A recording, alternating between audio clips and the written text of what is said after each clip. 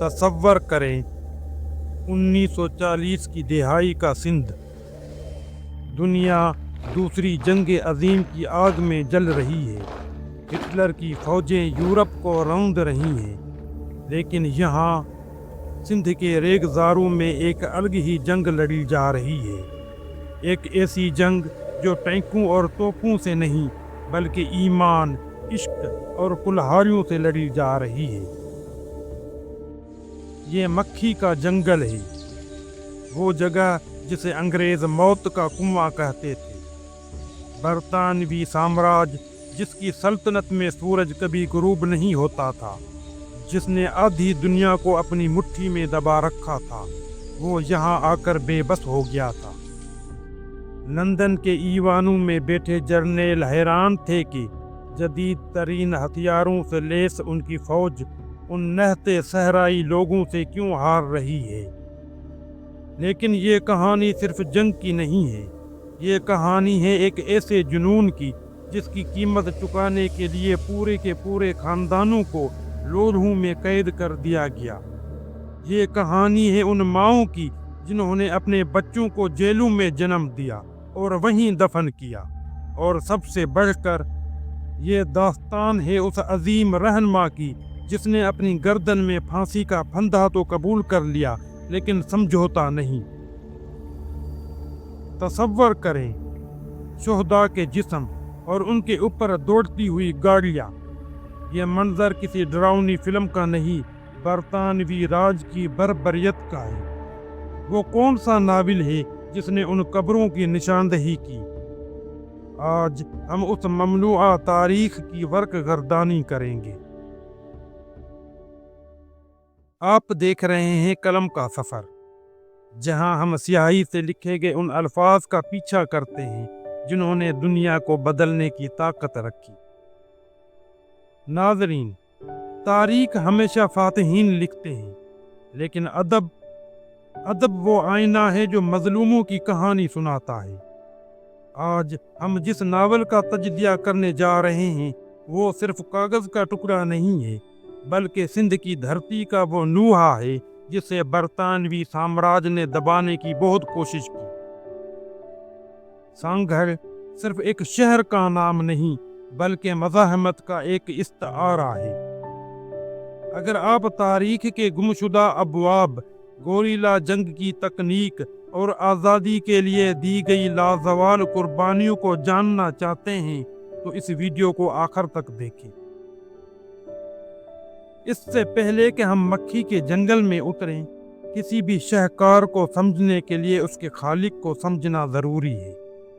محمد عثمان ڈیپلائی سندھ کے صحرائی علاقے تھرپار کر کے ایک چھوٹے سے قصبے ڈیپلو میں 13 جون 1908 کو پیدا ہوئے۔ اس شخص کے پاس کسی بڑی یونیورسٹی کی سند نہیں تھی، لیکن ان کے سینے میں وہ علم تھا جو ڈگریوں کا محتاج نہیں ہوتا۔ ڈیپلائی صاحب صرف ایک ناول نگار نہیں تھے، وہ ایک صحافی، ڈرامہ نگار اور عملی جدوجہد کرنے والے انسان تھے۔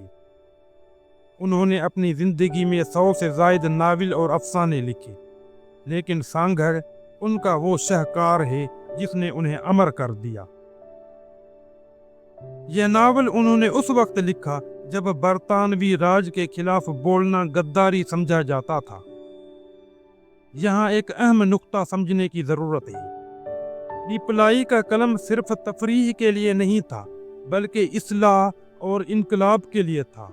انہوں نے سندھی مسلمانوں کو توہم پرستی سے نکالنے اور انہیں جدید تعلیم اور سیاسی شعور کی طرف راغب کرنے کے لیے ادب کا سہارا لیا۔ ان کا اسلوب اتنا سادہ اور رواں تھا کہ کم پڑھا لکھا سندھی ہاری بھی ان کی تحریروں کو سمجھ سکتا تھا۔ سانگھر میں انہوں نے جس طرح تاریخ اور فکشن کو ملایا ہے وہ اردو ادب میں نسیم حجازی کے اسلوب کی یاد دلاتا ہے، لیکن ڈیپلائی کی تحریروں میں رومانوی تاریخ کے بجائے طبقاتی کشمکش اور سامراج دشمنی زیادہ ہے۔ ان کی خدمات کے اعتراف میں حکومت پاکستان نے انہیں بعد از مرگ صدارتی تمغہ برائے حسن کارکردگی سے نوازا۔ लेकिन उनका असल इनाम वो मोहब्बत है जो सिंध के लोग आज भी उनसे करते हैं। नावल सांघन की बुनियाद हुर तहरीक पर है, लेकिन ये हुर कौन थे? लफ्ज हुर अरबी ज़बान से निकला है, जिसका मतलब है आज़ाद। ये लक़ब पीर पगारा खानदान के जद्द अमजद ने अपने मुरीदों को दिया था, जिसका फलसफा ये था कि वो सिर्फ अल्लाह के बंदे हैं और किसी दुनियावी ताकत या साम्राज्य के गुलाम नहीं हो सकते। नावल का मरकजी किरदार सैयद सिबकतुल्लाह शाह राशिदी हैं, जिन्हें तारीख और नावल में सूर्या बादशाह के नाम से याद किया जाता है। वो 1922 में महज 12 या 13 साल की उम्र में गद्दी नशीन हुए। साम्राज्य का ख्याल था कि एक 12 साला बच्चा सल्तनत बरतानिया का क्या बिगाड़ लेगा, मगर वो भूल गए कि चिंगारी छोटी ही क्यों न हो, पूरा जंगल राख करने के लिए काफी होती है। नावल हमें दिखाता है कि अंग्रेजों ने हुर्रों को दबाने के लिए क्रिमिनल ट्राइब्स एक्ट का सहारा लिया। ये एक ऐसा काला कानून था जिसके तहत पूरी की पूरी कौम को पैदाइशी मुजरम करार दे दिया जाता था। तसव्वुर कीजिए, एक बच्चा पैदा होता है और उसे कानून की नज़र में मुजरम समझा जाता है, सिर्फ इसलिए कि वो हुर कम्युनिटी में पैदा हुआ है। पीर सिबकतुल्लाह शाह ने उस जुल्म के खिलाफ आवाज़ उठाई। उन्होंने अपने मुरीदों को कहा, तुम गुलाम नहीं हो, तुम आज़ाद हो। उन्होंने अपने लोगों को सिर्फ हथियार रखने की इजाज़त नहीं दी, बल्कि उन्हें मुनज़्ज़म किया, उन्हें फौजी तरबियत दी और उन्हें गाजी का नाम दिया। नावल निगार डीपलाई इस अमल को एक रूहानी पेशवा के सियासी और अस्करी इर्तिका के तौर पर पेश करते हैं। नावल सांघर का सबसे अहम गैर इंसानी किरदार खुद मक्खी का जंगल है। सांघर के ज़िले में वाक़े ये जंगल, जिसमें नारा केनाल का पानी गिरता था, मैलों पर मुहित दलदली ज़मीन और घने दरख्तों का एक ऐसा भूल भलैया था जहां सूरज की रोशनी भी ज़मीन तक मुश्किल से पहुंचती थी।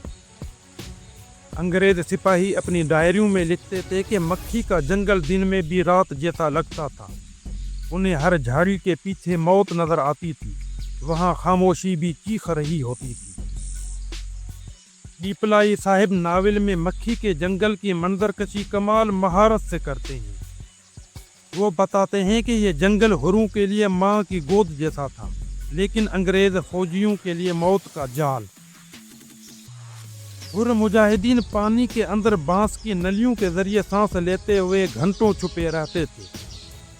अंग्रेजों की भारी गाड़ियाँ, टैंक और घोड़े इस दलदली ज़मीन में धंस जाते थे, जबकि मकामी हुर्र वहाँ के रास्तों से वाकिफ थे। नावल में दिखाया गया है कि कैसे हुर्रों के कमांडर बच्चू बादशाह और पीरू वजीर ने मक्खी को अपना हेडक्वार्टर बनाया। वो यहाँ अपनी मुतवाज़ी हुकूमत चलाते थे। अंग्रेज़ों ने उस जंगल को ख़त्म करने के लिए क्या कुछ नहीं किया। उन्होंने जंगल काटने की कोशिश की, उसे आग लगाने की कोशिश की, लेकिन वो कुदरत के इस किले को फतह न कर सके। नावल का प्लॉट इंतहाई गिरफ्त में लेने वाला है। कहानी अंग्रेज़ों के मुजालिम से शुरू होती है, जब पीर साहिब को गिरफ्तार कर लिया जाता है और उन्हें झूठे मुकदमात में फंसाया जाता है, तो हुर्रों का पैमाना सब्र लबरेज हो जाता है। जहां नावल निगार दो अहम किरदार सामने लाता है। एक बच्चू बादशाह है, एक आम देहाती जो जुल्म के खिलाफ उठ खड़ा होता है और अपनी कायदाना सलाहियतों से अंग्रेज़ों के नाक में दम कर देता है। नावल में उसका किरदार एक असातिरी हीरो जैसा है। दूसरा किरदार पीरू वजीर का है, बच्चू का दायां हाथ, जो जहानत और जंगी हिकमत अमली का माहिर है। नावल का एक सनसनीखेज हिस्सा वो है जब हुर्र मुजाहिदीन ने लाहौर मेल ट्रेन को उल्ट दिया। ये कोई मामूली हमला नहीं था। नावल में दिखाया गया है कि ये ट्रेन अंग्रेज़ फौजियों और असलहे से भरी हुई थी, जो हुर्रों को कुचलने के लिए आ रही थी। हुर्रों ने रेलवे लाइन उखाड़ दी और फिर जो महर का हुआ उसने अंग्रेज़ सरकार को हिलाकर रख दिया। لاہور میل پر حملے نے انگریز حکومت کو پاگل کر دیا۔ ناظرین، کیا آپ یقین کریں گے کہ برطانوی حکومت نے اپنی ہی رعایا پر اپنے ہی ملک کے اندر فضائی بمباری کی؟ جی ہاں، یہ تاریخ کا وہ سچ ہے جسے ناول سانگر بے نقاب کرتا ہے۔ جب زمین پر پولیس اور فوج ناکام ہو گئی تو برطانوی حکومت نے مئی 1942 میں سندھ میں مارشل لا نافذ کر دیا۔ یہ بر صغیر کی تاریخ کے سخت ترین مارشل لا میں سے ایک تھا۔ اس کام کے لیے میجر جنرل رچرڈسن کو خصوصی اختیارات دے کر بھیجا گیا۔ ناول میں جنرل رچرڈسن کو ایک بے رحم ولن کے طور پر دکھایا گیا ہے۔ اس نے حکم دیا کہ مکھی کے جنگل اور آس پاس کے دیہاتوں پر ہوائی جہازوں سے بم گرائے جائیں۔ ہر وہ شخص جو مشکوک ہو اسے دیکھتے ہی گولی مار دی جائے۔ پیراشوٹ کے ذریعے فوج اتاری گئی۔ ناول نگار لکھتا ہے، آسمان سے آگ برس رہی تھی، گاؤں کے گاؤں راکھ کا ڈھیر بن رہے تھے، لیکن ہروں کے حوصلے ہمالیہ سے زیادہ بلند تھے۔ ڈیپ لائن نے ان مناظر کو اتنی جزیات کے ساتھ بیان کیا ہے کہ پڑھنے والا خود کو شعلوں کی تپش محسوس کرتا ہے۔ ناول کا سب سے دلخراش باب لوڑھا ہے۔ لوڑھا سندھی زبان میں کانٹے دار باڑ کو کہتے ہیں۔ انگریزوں نے جب دیکھا کہ وہ حر مردوں کو نہیں پکڑ سکتے تو انہوں نے ان کے خاندانوں کو نشانہ بنایا۔